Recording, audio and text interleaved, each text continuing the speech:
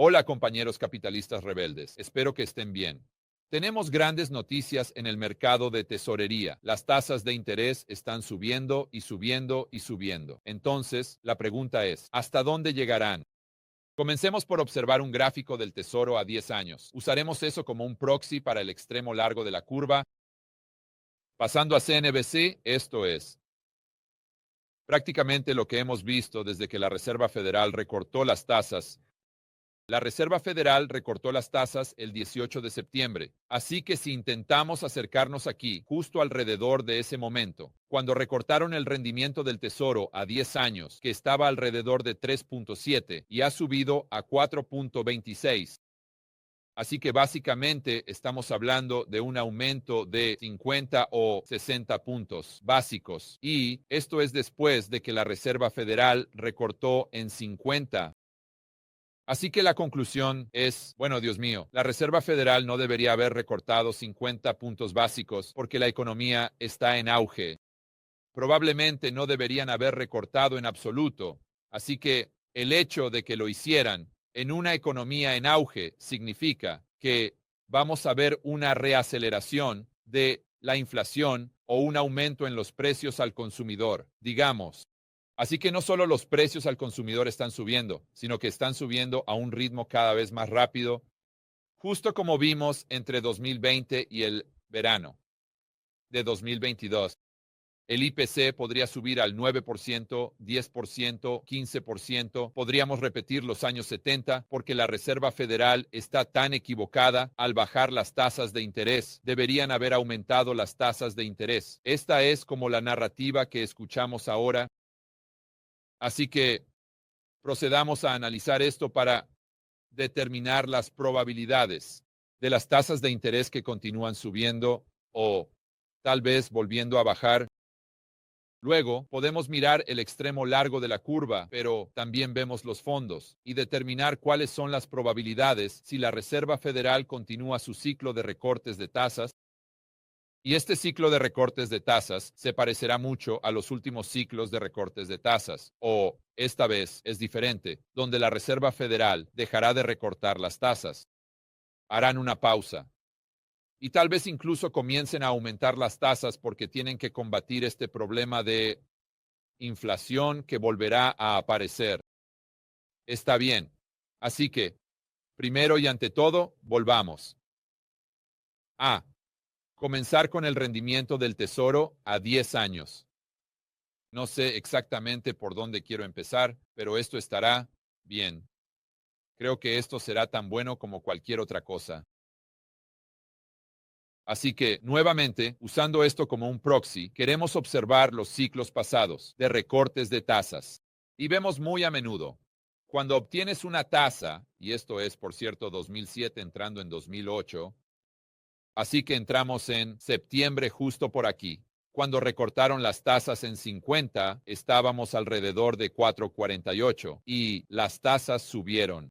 En el 10 años, 4.6, no demasiado, tal vez 20 puntos básicos o así, pero donde realmente se vio el aumento en las tasas fue cuando recortaron 75 puntos básicos, tuvieron esa reunión de emergencia, por así decirlo, y esto fue el 22 de enero. Lograron reducir las tasas a 3.5 y en ese momento el rendimiento del tesoro a 10 años estaba cotizando justo alrededor de lo mismo, justo alrededor de 3.5 y luego avanzamos rápidamente a junio y el rendimiento del tesoro a 10 años se cotiza a 4.23, lo que representa un aumento de aproximadamente 75 puntos básicos y eso durante 2008.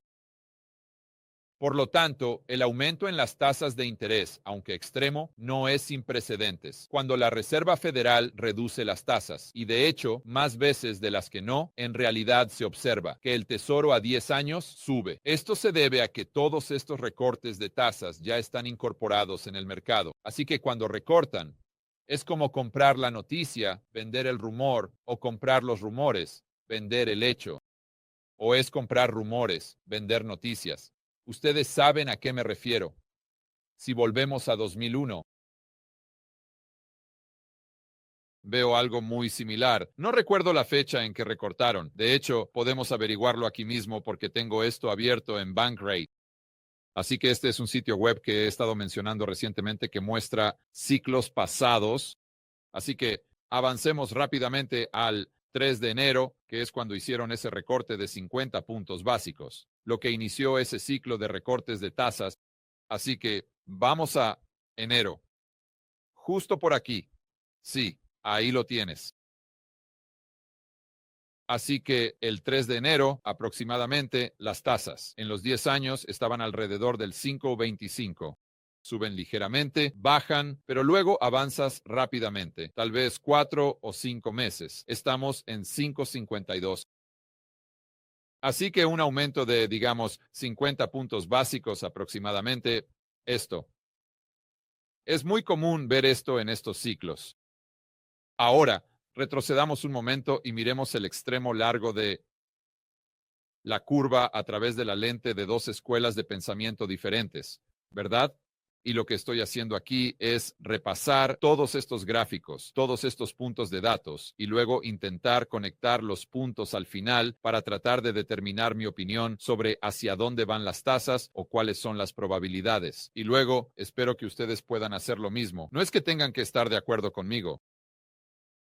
Podrías decir que estoy absolutamente loco y que estoy loco y que las tasas de interés van a hacer lo contrario de lo que pienso, y eso es totalmente justo, pero al menos estás llegando a esa conclusión, tal vez con una perspectiva un poco más educada o tal vez con una visión más completa, digamos. La educación no sea la palabra correcta para usar, porque voy a repasar algunas cosas en las que tal vez algunas personas no hayan pensado bien. Ahora veamos el gran debate aquí, las dos escuelas de pensamiento. Y para hacer esto, voy a empecemos con la deuda. Creo que es un buen lugar, porque las dos escuelas de pensamiento impulsan las tasas de interés en la curva, que son inflación y expectativas de crecimiento. Y luego tenemos la oferta. Así que si tenemos este diluvio de oferta de tesoros debido a que los déficits están explotando, entonces Janet Yellen va a emitir todos estos tesoros. Toda la oferta llega al mercado. No hay demanda para estos tesoros y el extremo largo de la curva, los rendimientos van a subir y subir y subir y subir.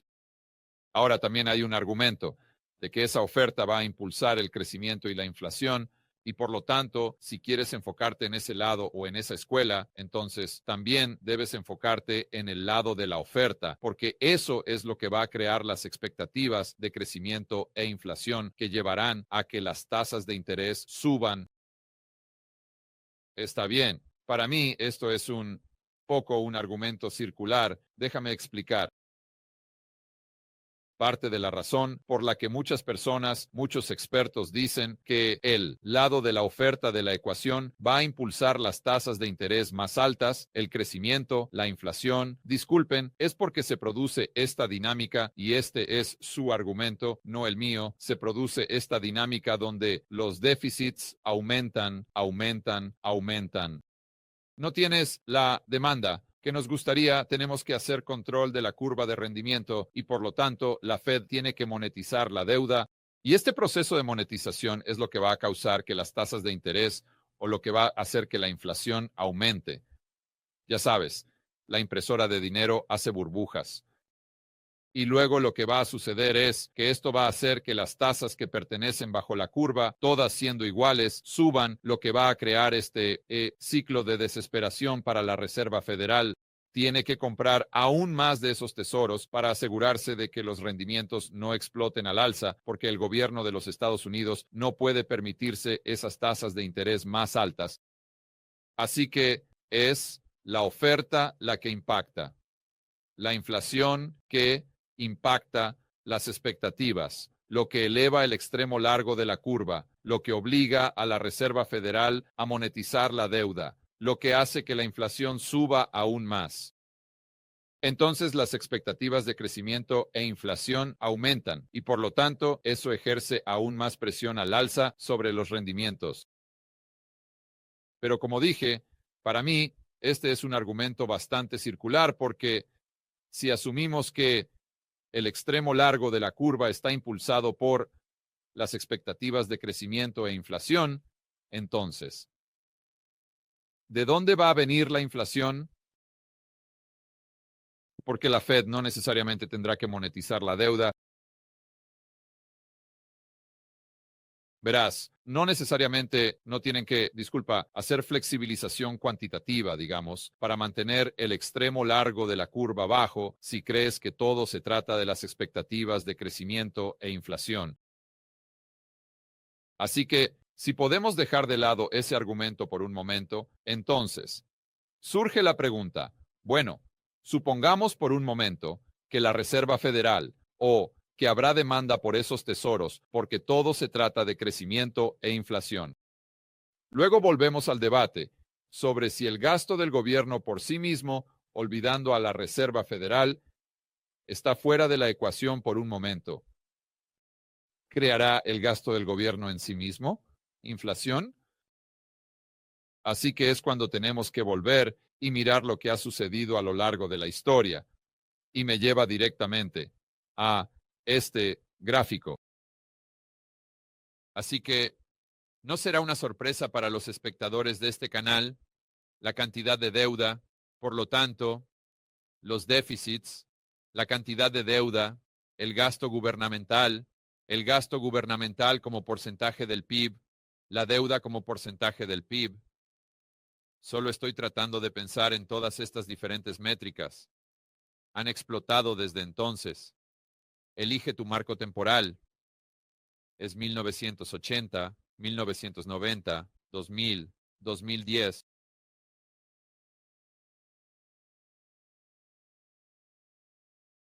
Quiero decir, ha subido directamente. Veamos algunos otros gráficos aquí. Aquí está el déficit. Ha bajado directamente, pero eso no es algo bueno, ¿verdad? Eso significa que el déficit se está volviendo cada vez más extremo. Este es un porcentaje del PIB. Y a la gente le gusta hablar de cómo hoy es extremo con un 6%, absolutamente. Y adivina qué, va a empeorar, no va a mejorar. Puedo asegurarte eso. Pero la pregunta no es realmente si el déficit va a empeorar o va a mejorar, pero el déficit en sí mismo crea una aceleración en los precios al consumidor y puedes ver que desde que tuvimos un superávit, lo creas o no, desde el año 2000, los déficits han ido en una sola dirección. Pero ¿qué ha hecho la inflación durante este periodo? No estoy hablando de los últimos par de años. Estoy hablando de durante este periodo. Y vamos a llegar a los últimos par de años, porque entonces tenemos que hacernos la pregunta, ¿qué ha impulsado la inflación en los últimos años si no ha sido el gasto gubernamental o si no han sido los déficits? Porque puedes retroceder en el tiempo, como dije, quiero decir, incluso volver a 83. Quiero decir, estamos en 5.7. Si retrocedemos a principios de los 90, estamos en 4.4. En cuanto al déficit, disculpa, sí, el déficit como porcentaje del PIB. Me estoy confundiendo con mis gráficos aquí. Incluso miramos 2011, estamos en 8.3%. 8.3%. Y fue la década de 2010, una década. Yo diría que fue inflacionaria, pero fue una década en la que vimos la inflación subir y subir y subir y subir y subir y subir y subir y subir como en los años 70. No. Así que, aunque este déficit puede contribuir a la inflación de precios al consumidor, o podría ser antideflacionario, como le gusta decir a mi buen amigo Lynn Alden, no. Necesariamente conduce a esta variable, los precios, volviendo a acelerarse, ¿verdad? Bien, ahora veamos. La deuda en relación al PIB. Lo mismo. Todo el mundo habla, ya sabes. Se asusta hoy porque está por encima del 120. ¿Es esto bueno? No. Pero, ¿es inflacionario? No lo veo así. Y tal vez puedas señalarme en este gráfico y decirme dónde estoy equivocado. Pero la inflación, como todos sabemos, desde 1980 hasta, digamos, 2020, ha disminuido. Ahora, era obviamente mucho más alto de lo que el gobierno declaró, pero la tasa de inflación de precios al consumidor año tras año disminuyó. Está bien, pero ¿qué hizo la deuda en relación al PIB? Lo opuesto, subió directamente. Así que no sé cómo pasar de, digamos, 35% a 35%, un aumento del 100%. Llevaría a la desinflación, pero pasar del 100% al 120% llevaría a la hiperinflación. Obviamente estoy llevándolo al extremo aquí, pero eso es de lo que habla mucha gente en FinTwit, por ejemplo. Está bien. ¿Qué otros gráficos tenemos aquí? Esa es la deuda federal. Bien, no. C. Sí, podemos afirmar de manera definitiva que el gasto del gobierno, los déficits, la deuda fiscal en relación al PIB, conducen a la inflación de precios al consumidor. No veo ninguna evidencia de eso en absoluto. Así que ahora avancemos a 2020, 2021, 2022, porque obviamente vimos una reaceleración de la inflación, lo que significa que los precios aumentaron a un ritmo mucho más rápido. ¿Por qué sucedió eso? Bueno, creo que realmente podemos desglosarlo en tres razones principales. Primero y ante todo, la oferta monetaria M2 sí aumentó. Ahora, lo miramos y decimos, oh Dios, subió un 25%. Ese es un gran número, pero no se acerca a lo que subió en la década de 1970. Como ejemplo, de 70 a 74 subió un 60%. Sé eso de memoria porque usé esa estadística en un video el otro día. Y eso es menos de lo que subió de 2020 a 2024. Y lo que viste en la década de 1970 son estas olas donde M2 subiría y eso sería seguido por una ola de inflación, pero luego los precios se reajustarían y comenzarías a ver desinflación debido a una recesión o al ciclo económico. Así que el punto aquí es que vimos cómo M2 explotó al alza. ¿Dónde está M2? Vamos a verlo.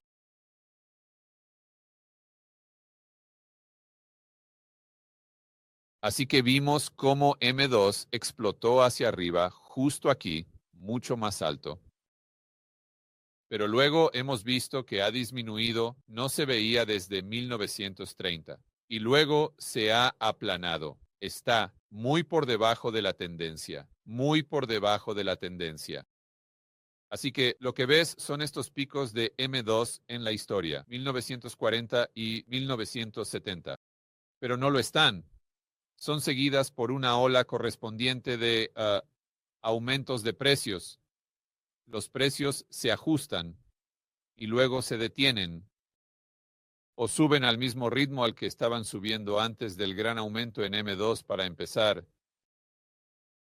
Pero lo interesante de este ciclo es que tuvimos este gran aumento, pero en realidad vimos que M2 disminuyó y nuevamente no he visto que M2 disminuya desde la década de 1930. Y si pudiéramos, desearía que este gráfico retrocediera a la década de 1970, no sé por qué en la Tierra.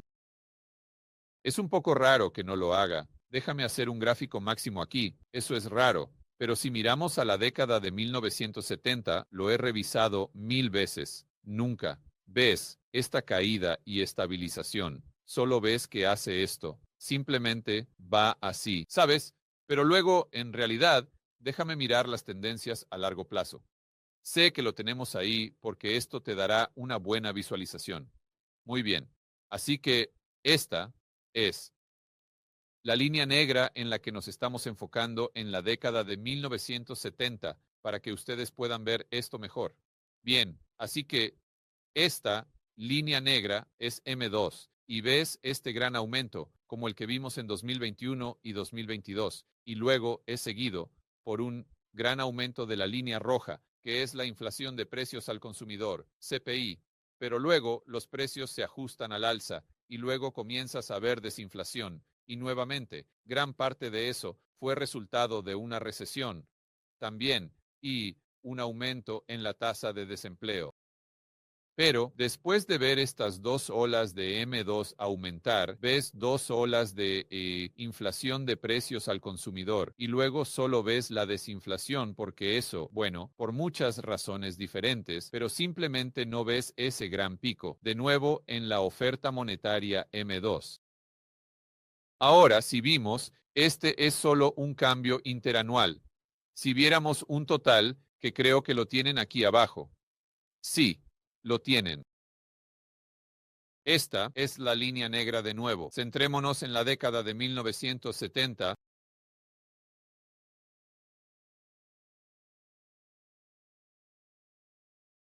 Aquí tienen, chicos, esto es a lo que me refería. Así que si miran el año tras año, ven esos picos, pero si miran los totales, es prácticamente una línea recta. Puedes ver un poco de una tendencia a la baja aquí durante el 74, cuando tuvimos esa recesión, 74, 75, pero luego simplemente sube casi en línea recta. Y ya sabes, cuanto más estudio estas cosas, más tengo mis dudas sobre si Paul Volcker en realidad influyó en los precios al consumidor. No sé que es un poco blasfemo decirlo. Y miras a Paul Volcker, definitivamente un tipo genial con su cigarro y todo eso.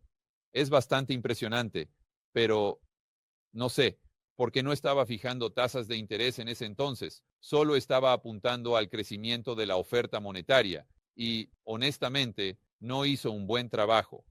Quiero decir, muéstrame dónde logró reducir el crecimiento de la oferta monetaria. Esa es la línea negra. Este es Volcker aquí. No lo sé. Para mí, no parece que él haya hecho nada más que tal vez estar en el lugar correcto, en el momento correcto. Diga George, él subió las tasas de interés al 18%. No, en realidad no lo hizo. Y lo digo todo el tiempo solo porque, y no debería decir eso, porque no estaba fijando tasas de interés en ese entonces. Estaba enfocándose en el crecimiento de la oferta monetaria, donde las tasas de interés cayeron tanto como los fondos de la Reserva Federal o la tasa de overnight, la tasa interbancaria. Él no estaba realmente, quiero decir, era consciente de ello, pero ese no era su enfoque. Su enfoque era simplemente suministrar reservas bancarias o la falta de ellas para impactar el crecimiento de la oferta monetaria. Y donde los bancos comerciaban durante la noche, eso dependía de ellos. Esa es una de las principales razones por las que ves toda esta volatilidad cuando miras el diferencial aquí entre los bonos a 2 y 10 años. Y si retrocedes a la década de 1980, ves toda esta volatilidad salvaje que realmente no se observa tanto después. Y creo que la gran razón por la que esto ocurre es porque durante este periodo no estaban fijando tasas de interés. Ese fue un fenómeno que comenzó bueno, en realidad, podría tenerlo aquí. Oh, ahí lo tienes. Mira, esta es la razón por la que mantengo todas las pestañas abiertas, chicos. Esta es la razón por la que mantengo todas las pestañas abiertas. En octubre de 1982, el FOMC despriorizó el M1 y se trasladó a lo que comúnmente se conoce como procedimientos operativos de reservas prestadas. Algún tiempo después, el FOMC cambió a la fijación de la tasa de fondos. ¿Escuchas eso? Hasta 1982 solo se centraban en M1, la oferta monetaria. Ahora estaba mirando M2 como un proxy. Tal vez si miro M1 sea un poco diferente. Deberíamos darle a Paul Volcker tal vez un poco de crédito. No sé si él disminuyó M1, pero la conclusión es que no se centró en las tasas de interés. Ese es un fenómeno más reciente. Eso es, a mediados de los años 80 o así. Si no me crees, simplemente ve aquí a la Reserva Federal de Saint Louis. Pero volviendo al tema en cuestión, las tendencias a largo plazo. Sí, está bien. Así que lo que tenemos que hacer es mirar el crecimiento de M2 en este momento, porque creo que fue un componente, sin duda, de lo que vimos de 2020 a 2022. Pero cuando miramos eso, simplemente mira dónde está ahora. Y como dije, estamos negativos aquí. No hemos visto eso desde la década de 1930. Así que deberías esperar absolutamente que esto ejerza presión al alza sobre los precios. Entonces, por eso estaba hablando de la inflación. Por eso estaba en el campamento de la inflación en 2020 y definitivamente en 2021. Pero cuando comienzas a ver esta disminución, no sé cómo realmente llegas a los precios al consumidor acelerando. Ahora, aún podemos tener un aumento en los precios al consumidor. Así que por favor, no confundan lo que estoy diciendo aquí. No estoy diciendo que vayamos hacia la deflación o que los precios vayan a bajar. Nunca volverán a estar donde estaban en 2019, te lo puedo asegurar. Ahora los precios de las acciones podrían volver a ese nivel. Los precios de la vivienda podrían volver a ese nivel. Los activos podrían bajar a ese nivel porque están en la economía financiera. Pero puedo asegurarles que el precio que pagas por una libra de carne de res nunca, jamás volverá a 2019. Lo siento, esto no va a suceder. Pero eso no quiere decir que vayamos a tener una reaceleración donde el IPC general pase de 2.4 a 3.5 a 5 a 7 a 9 a 15, que es de lo que la mayoría de la gente está hablando en este momento, porque la Fed recortó las tasas en 50 cuando deberían haber hecho una pausa o, de hecho, haber aumentado las tasas, nuevamente volviendo a esa narrativa. Así que la siguiente cosa que definitivamente contribuyó a que la inflación de precios al consumidor se acelerara cuando lo hizo fue la velocidad causada por la forma en que el gobierno gastó. Así que no se trata solo del gasto gubernamental en sí mismo. Déjame darte un ejemplo. Si el gobierno gasta 5 billones de dólares dándoselo a Zelensky en Ucrania, ¿cómo va a impactar eso los precios en los Estados Unidos? No lo es. Bueno, eso es gasto gubernamental. Eso es fiscal. Está bien, pero si tomaran esos 5 billones de dólares y los enviaran a través de cheques STEMI a los pobres y a la clase media, ¿cómo impactaría eso en la inflación? Bueno, probablemente eso será un viento a favor bastante significativo. Porque estás tomando dinero de baja velocidad y convirtiéndolo en dinero de alta velocidad. Pero no tiene que ser tan extremo. Si el gobierno simplemente está dando dinero a, lo que sea, Lockheed Martin, o si solo están usando el dinero para construir un puente a ninguna parte, o solo en servicios de salud, realmente eso va a aumentar la velocidad. No realmente. No realmente.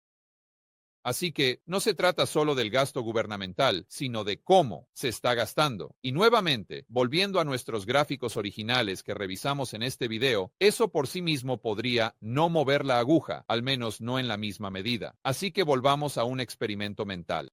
Volvamos a 2020 y supongamos por un momento que no hicieron ningún confinamiento. Por lo tanto, las cadenas de suministro globales no se vieron afectadas negativamente, pero supongamos que sí hicieron estímulo. Entonces, el estímulo fue el mismo, pero no hubo confinamientos ni interrupciones en la cadena de suministro. ¿Dónde crees que habrían ido los precios? ¿Habrían subido tanto? Respuesta, no, no. Porque no fue solo ese gasto del gobierno, ¿verdad? Podrías decir, bueno, si M2 subió tanto y el gasto del gobierno, pero sin interrupciones en la cadena de suministro, ¿habríamos llegado al 9.1? Probablemente no.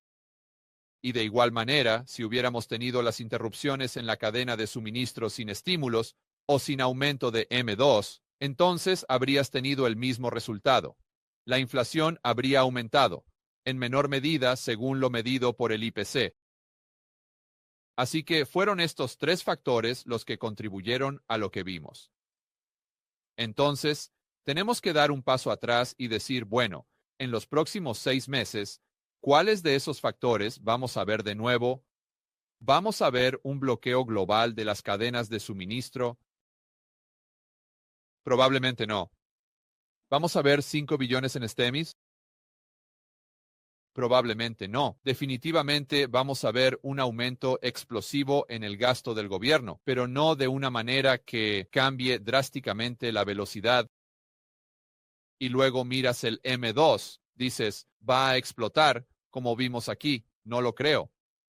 Y en este momento la Reserva Federal está haciendo QT y los préstamos bancarios están en el suelo. Y ustedes saben, solo por la curva invertida y lo que hemos tenido con el sector inmobiliario comercial y todos estos bancos extranjeros que los bancos no quieren prestar en este momento a la economía real, están prestando menos, no están prestando más. Y si los bancos no están colaborando, no veo cómo se puede obtener este gran aumento. Cuando recordemos, el enorme aumento no fue causado por QE en sí mismo. Veamos el matiz ahí porque eso es importante. Este gran aumento en M2 fue causado por dos factores. QE es el culpable de todo esto. Pero eso no es correcto, porque si realmente lo analizas, lo cual he hecho en muchos videos, fue una combinación de QE y los bancos. Y más aún, tal vez más específicamente, Juan y Juana con pequeñas y medianas empresas reduciendo su línea de crédito porque pensaron que el mundo se estaba acabando y pensaban que sus ingresos iban a ser completamente cortados. Tiene sentido porque el gobierno los estaba encerrando en una jaula. Así que redujeron su línea de crédito. Bueno, si tienes una línea de crédito de 100,000 y la utilizas, tomas esa línea de crédito y de repente tienes 100,000 en tu cuenta bancaria. Adivina qué hace eso con M2. Eso acaba de aumentar M2, manteniendo todo lo demás constante en 100,000. Así que este gran aumento no fue solo por QE, sino que también es una extensión del crédito bancario por parte de las personas que están utilizando esas líneas de crédito para negocios. Así que vamos a ver eso de nuevo. Quiero decir, en los próximos 6 meses, no lo sé, tal vez, pero realmente no lo creo. Así que mi punto aquí es que prácticamente todo lo que causó el aumento o el reajuste de los precios a niveles mucho más altos, realmente no lo veo sucediendo. No creo que la probabilidad sea alta de que lo veamos suceder en los próximos 6 meses, a menos que sea una respuesta a una GFC 2.0, una recesión, como quieras llamarlo, un aterrizaje brusco. Y luego podría aumentar, pero entonces tienes que preguntarte, si vuelven al QE, eso solo será antideflacionario, porque en ese entorno es muy probable que el crédito bancario disminuya. Vamos a bajar más de lo que está. Hoy, lo que está causando esta disminución en la oferta monetaria de M2 para empezar. Ahora, otra cosa de la que la gente siempre habla en cuanto a ser inflacionaria son los precios de las materias primas. Ahora, no creo que esto sea cierto a largo plazo. ¿Por qué es eso? Porque estás robando a Pedro para pagar a Pablo. Y llevémoslo a un extremo porque esto va a influir en lo siguiente de lo que estoy hablando. Y eso es lo que todos dicen, que la razón por la que las tasas de interés están subiendo es porque las expectativas de inflación están aumentando, debido a que la probabilidad de que Trump sea elegido es alta y por lo tanto van a hacer todas estas cosas como aranceles que son inflacionarios en el balance neto. Este es otro tipo de argumento común que se escucha, pero lo que es que es muy similar al aumento del precio del petróleo y por lo tanto a la inflación de precios al consumidor, porque el petróleo es un insumo para muchos. Las cosas que usamos, tantos bienes que compramos, si aumentas ese único insumo, entonces el precio de todo sube. Está bien, pero ¿qué está pasando con los salarios? Así que digamos que tienes $1 y el precio de X, Y, Z sube a $10. ¿Vas a poder comprarlo? No, porque solo tienes $1. Bueno, ¿qué pasa si la mayoría de la gente solo tiene $1? El precio es de $10. No vas a vender mucho de ese producto, ¿verdad? Y por lo tanto, es probable que ese negocio quiebre, lo que va a crear despidos, lo que va a hacer que la tasa de desempleo se dispare, lo que va a disminuir la demanda agregada. Así que es cierto que en un corto periodo de tiempo los precios pueden aumentar debido a que el petróleo suba a 120 o algo así. Pero a largo plazo, no sé si eso realmente hace que todos los precios suban en balance neto. Simplemente hace que algunos precios suban pero esto crea un entorno donde otros precios están bajando, porque a menos que la oferta de dinero esté aumentando, solo tienes $1. Así que tendrás que elegir dónde gastar ese dólar. Y si todo cuesta $10, no podrás permitirte nada. Así que esto es, por cierto, incluso si piensas que el petróleo causa inflación, ¿qué está haciendo el precio del petróleo? Está cayendo, cayendo. El petróleo, solo, no quiero desviarme demasiado del tema aquí, pero el petróleo, solo podemos mirar CNBC.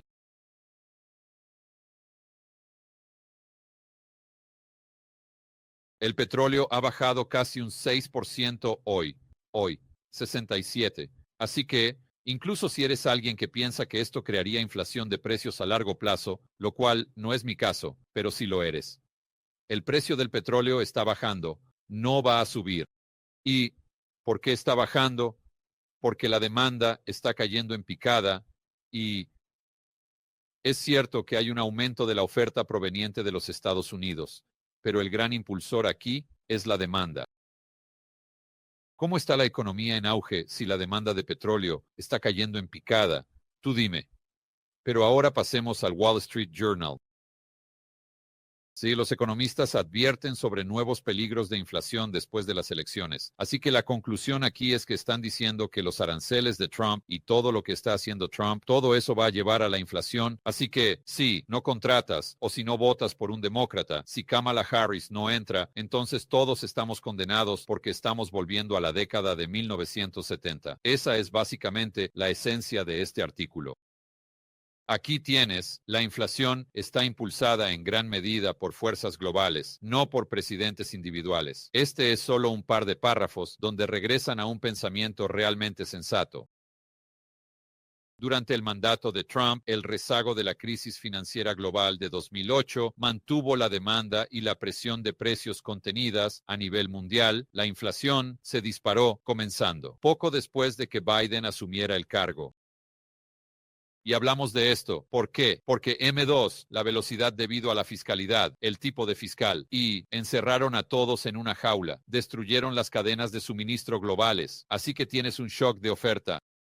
Y la fuerte demanda de la reapertura recibió grandes inyecciones de refuerzo, literal y figurativamente, de tasas de interés ultra bajas y del estímulo fiscal de Biden. Todo esto se dirigió hacia un cadenas de suministro paralizadas en mercados laborales desorganizados, inflación al 9.1, está bien. Y luego dicen que la invasión rusa a Ucrania hizo que los mercados de energía se dispararan, pero, nuevamente, históricamente, eso no conduce realmente a la inflación de precios al consumidor. Podría no.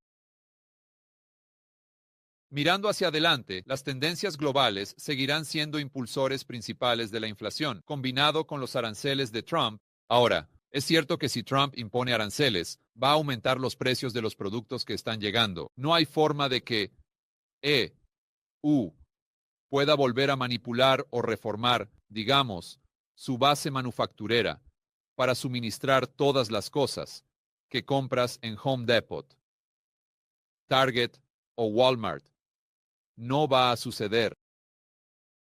Pero, en mi opinión, se remonta a ese experimento mental que, claro, está bien, los aranceles aumentan, el consumidor va a pagar por eso. Los precios suben, pero si el consumidor no tiene el dinero, no va a poder comprar las cosas sin importar cuál sea el precio. Y entonces esa inflación lleva a la desinflación, o tal vez incluso a la deflación pura. Los salarios tienen que aumentar y los salarios solo pueden subir hasta cierto punto, donde presionan los márgenes de las corporaciones o las empresas, hasta el punto en que no pueden permitirse pagar los salarios más altos.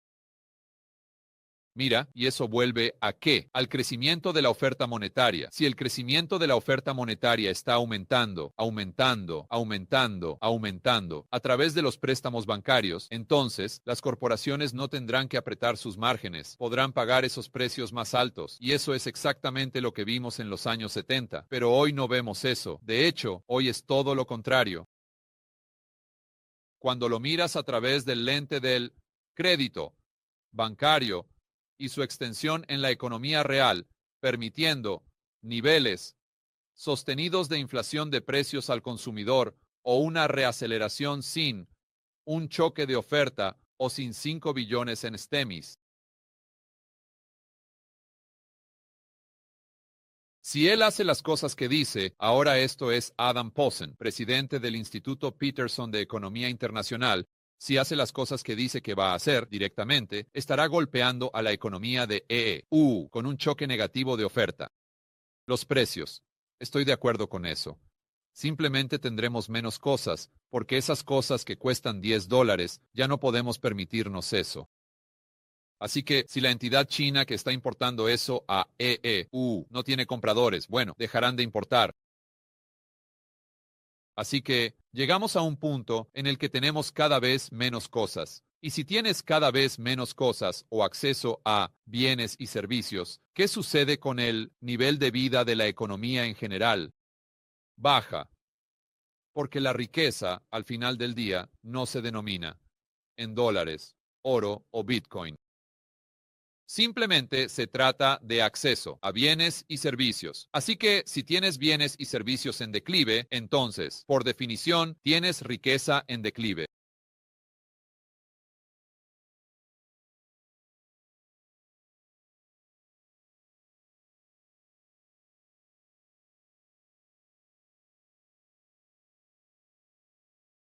Está bien, así que las principales conclusiones desde mi punto de vista, chicos, y de nuevo, siéntanse libres de estar en desacuerdo. Tal vez estoy absolutamente loco, pero cuando miro el primer tema aquí, nuestras, disculpen, tasas de interés en el extremo largo de la curva están principalmente impactadas por la oferta o por el crecimiento y la inflación.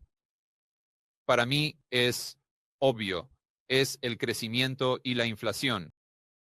Y por lo tanto, no sé si necesariamente necesitaremos que la Reserva Federal mantenga las tasas de interés bajas.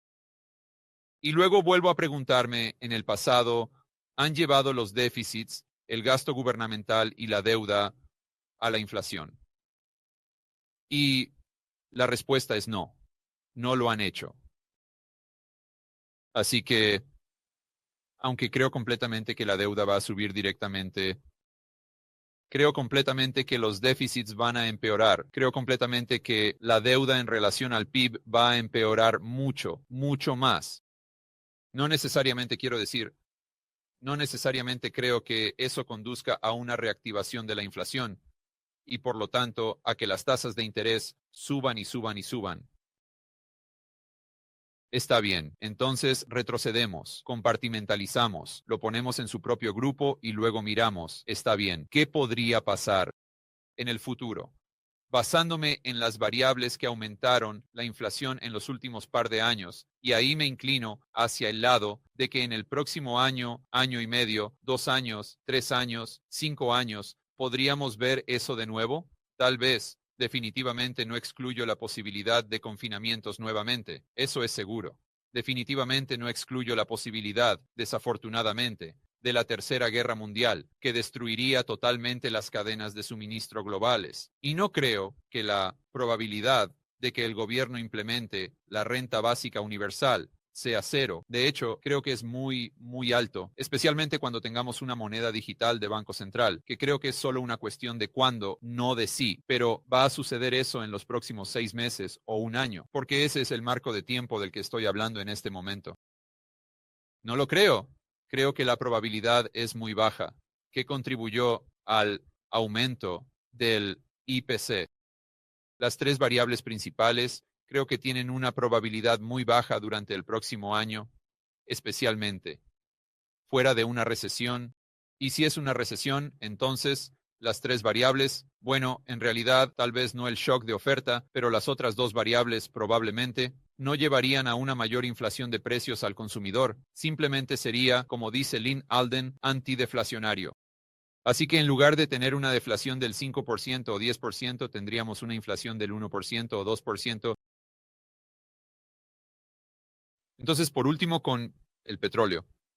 Creo que está bajando, tienes la demanda disminuyendo, tienes la oferta aumentando, y aunque fuera a 100, 120, no creo que eso genere inflación a largo plazo, debido a la dinámica de la que estábamos hablando sobre robar a Pedro, para pagar a Pablo. Ahora hay un argumento, el argumento sofisticado que escucho sobre el extremo largo de la curva explotando y nosotros entrando en una crisis de deuda que proviene de personas que estudian mercados emergentes, que este es generalmente lo que el argumento sofisticado, y entiendo completamente de dónde vienen. De hecho, mi buen amigo, siempre lo llamamos Steve en este canal. No es su nombre real, pero es uno de los mejores gestores de fondos de cobertura en los últimos 40 años. Y él vive en St. Bart's con Hugh. Así que cuando voy a visitar a Hugh, siempre estoy pasando tiempo con Steve y estoy tratando de aprender tanto como sea posible. Pero uno de los grandes fondos que tenía era un fondo de mercados emergentes. Y así, él mira a los Estados Unidos a través de la lente de un mercado emergente. Así que a corto plazo, él es muy optimista sobre el extremo largo de la curva, lo que significa que piensa que las tasas van a bajar porque no creo que la economía pueda soportarlo. Pero a largo plazo, él ve la posibilidad de que el mercado de bonos en los Estados Unidos o el mercado de tesorería sea tratado como un mercado emergente. Esto lo escuchas mucho de Luke también, Luke Croman, y es un tipo obviamente muy sofisticado.